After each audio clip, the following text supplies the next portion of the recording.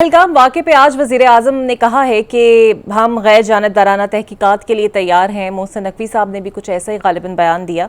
आपको लगता है ये रवैया दुरुस्त है? क्योंकि हमारा भी जाफ़र एक्सप्रेस का वाक़या हुआ, तहकीकात में ताने बाने भारत से मिले, लेकिन ना तो दुनिया टस से मस हुई, ना तो भारत टस से मस हुआ। सो अब तक के जितने स्टेप्स हमने लिए हैं, is it the right way? देखिए, दो चीज़ें देखने की हैं। एक तो ये है कि हम टिट फॉर टैट वाला रवैया अख्तियार करें, जैसा उन्होंने किया वैसा हम करें। तो अगर उनका रवैया गैर जिम्मेदाराना है तो उसके जवाब में अगर हम भी वही रवैया अख्तियार करेंगे तो हम भी वही कहलवाएंगे। सो बिल्कुल मुनासिब रवैया है हुकूमत पाकिस्तान का कि उन्होंने जो रैशनल है, जो अकली दलील के मुताबिक रवैया है, वो अख्तियार किया है। मैं इसको अप्रिशिएट करता हूँ। बाकी आइंदा भी कितनी भी टेंशन हो जाए, कैसे भी मामलात हो जाए, मामलात को हमेशा वो रास्ता इख्तियार करना चाहिए जो आपकी नज़र में दुरुस्त है। अगर हम दूसरे से तवक्को कर रहे हैं कि वो कोई अकल मंतक रीजन की बुनियाद पे, कोई दलील की बुनियाद पे बात करे, तो हमको उसकी बेवकूफ़ी, उसकी ज़्यादती, उसके उतावलेपन का जवाब उस तरह नहीं देना चाहिए। तो बिल्कुल ये मुनासिब रास्ता है, कोई इसमें बेइज्जती वाला रास्ता नहीं है। अगर दुनिया को ये समझ नहीं आ रही, दुनिया इस पर खड़ी नहीं हो रही, फिर तो और बात है। इस सारे मामले को एक ख़ास एंगल से देखा जा रहा है कि जी हिंदुस्तान हम पे इल्ज़ाम लगा रहा है, गलत कर रहा है, फलां। मेरा नज़रिया ये है कि अगर हम इस मामले को थोड़ा सा डिटेल में देखें, इसके इवेंट्स को देखें, मसलन पहलगाम की जगह जहाँ इंसिडेंट हुआ है वो हाई सिक्योरिटी एरिया है, जो बताया जाता है पाकिस्तान के बॉर्डर से या हिंदुस्तान अपने मकबूजा कश्मीर के कंट्रोल लाइन से उसका फासला कोई 350-400 किलोमीटर है।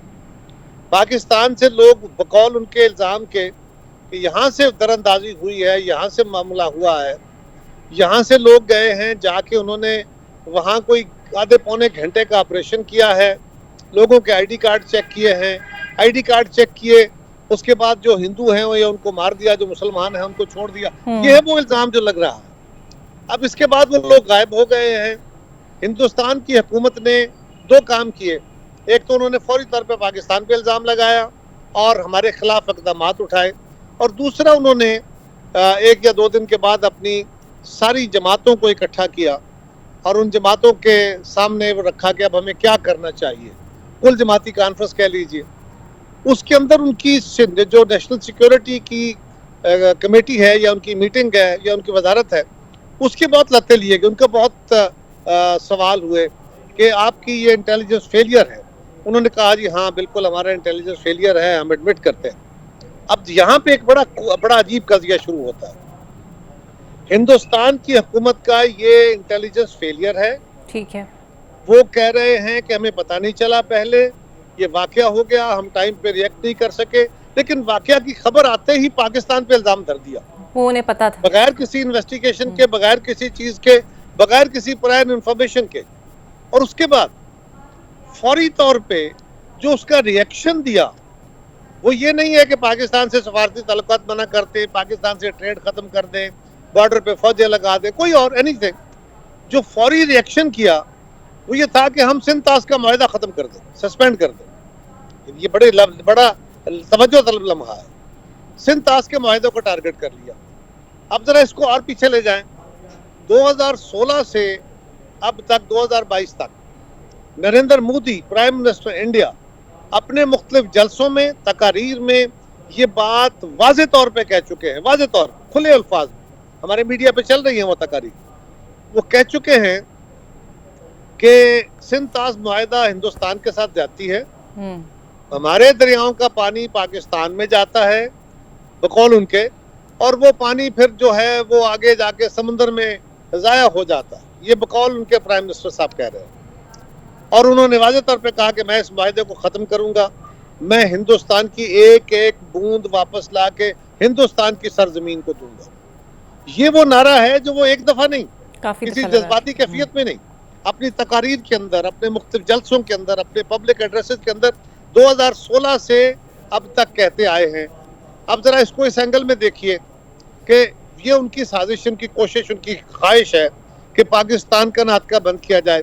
पाकिस्तान में नहरों की या पानी के इशू पे एक एहतजाज शुरू होता है, اس کے اندر ہی ایک نعرہ اٹھتا ہے اور ہندوستان میں یہ واقعہ ہو جاتا ہے اور اس کے فوراً بعد سندھ طاس معاہدے کو سسپینڈ کیا جاتا ہے.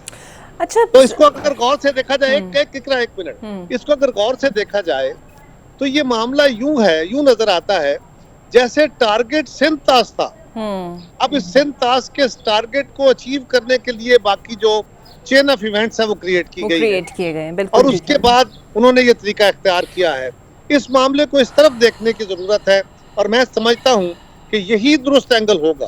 ہمیں اس اینگل کو ایکسپلور کرنے کی ضرورت. بالکل صحیح. اچھا سر, ایک اور چیز بڑی اہم ہے اس پورے چین آف ایونٹس میں کہ بھارت کے لیے امریکہ بھی پیغام جاری کر دیتا ہے, لیکن ہمارے بھی بڑے اچھے تعلقات ہیں, چاہے وہ سعودی عرب سے ہوں, متحدہ عرب امارات سے ہوں, چین سے ہوں. پاکستان کے حق میں کوئی بیان سامنے نہیں آتا, کوئی سٹینڈنگ سامنے نہیں آتی.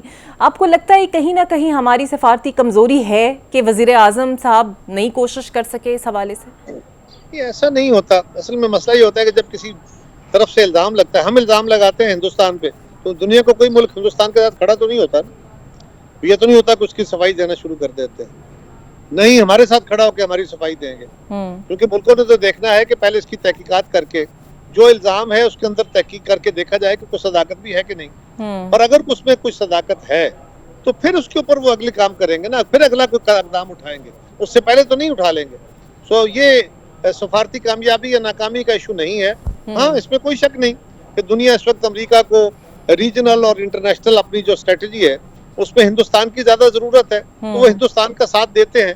لیکن اس معاملے میں جو ہم توقع کریں کہ وہ ہمارے ساتھ کیوں کھڑے نہیں ہوتے یا مسلمان ملک کیوں نہیں کھڑے ہوتے, تو وہ سارے اپنے تعلقات کو بھی دیکھتے ہیں, لیکن یہ بھی دیکھتے ہیں وہ ہندوستان کے ساتھ بھی تو کھڑے نہیں ہوئے, ہمارے ساتھ بھی نہیں ہوئے, ہم پہ الزام بھی تو نہیں لگا رہے نا. بالکل ٹھیک ہے سر. نہروں کا جو معاملہ ہے مشترکہ مفادات کونسل تک پہنچ چکا ہے, آپ کو لگتا ہے مکمل طور پہ یہ منصوبہ ختم ہو چکا ہے, جیسے کہ بلاول صاحب اور وزیر اعلیٰ سندھ کہہ بھی رہے ہیں, لیکن وزیر اعظم نے ایسا تو کوئی اشارہ نہیں دیا کہ یہ ختم مکمل طور پر ہو گیا ہے؟ دیکھیے, کچھ چیزیں وہ ہوتی ہیں جو کہنے کے اپنے اپنے اسلوب ہوتے ہیں, لوگوں کو اپنی اپنی کنسٹیٹوئنسی کو ایڈریس کرنے کا ایک طریقہ ہوتا ہے. کیا کہا وزیر اعظم صاحب نے کہ یہ معاملہ فی الحال روک دیا گیا ہے اور اس کو کونسل آف کامن انٹرسٹ میں رکھ کے اس پہ اتفاق رائے کرایا جائے گا. اتفاق رائے کے بغیر کوئی نہر نہیں نکالی جائے گی. اتفاق رائے نہ ہو تو کیا ہوگا, کوئی نہر نہیں نکلے گی. ان حالات میں جب سندھ کے تحفظات موجود ہیں تو آپ کیا سمجھتے ہیں کہ اتفاق رائے ہو جائے گا؟ کیا اگر نہیں ہوگا تو نیچرلی منصوبہ ڈراپ ہوگا. اس کو کہنے کے رنگ ہیں. وزیر اعظم صاحب نے اپنے رنگ میں کہا, وہاں اس کی پولیٹیکل ضرورت اور طرح ہے. دیکھیں نا, حکومت نے معاہدہ کر لیا, وزیر اعظم صاحب نے ایگری کر لیا, سب کچھ کر لیا, اعلان کر دیا, پریس ٹاک کر دی, لیکن سڑکیں ابھی تک بند کر کے بیٹھے ہوئے ہیں وہاں کچھ لوگ. وہاں کی کچھ جماعتیں جن کو اور تو کچھ ملتا نہیں, جن کو اور تو کوئی پالیٹکس میں لوگ قبول نہیں کرتے, لیکن وہ طے شدہ ایشو کے اوپر بھی اپنی ایک نیو سینس کریٹ کرنا چاہتے ہیں. تو اس صورتحال کو ایڈریس کرنے کے لیے جو بات چیئرمین صاحب نے, چیف منسٹر سندھ نے کہی, اس کا اسلوب ہمیں نظر الگ آ رہا ہے, بٹ بات دونوں طرف ایک ہی ہو رہی ہے.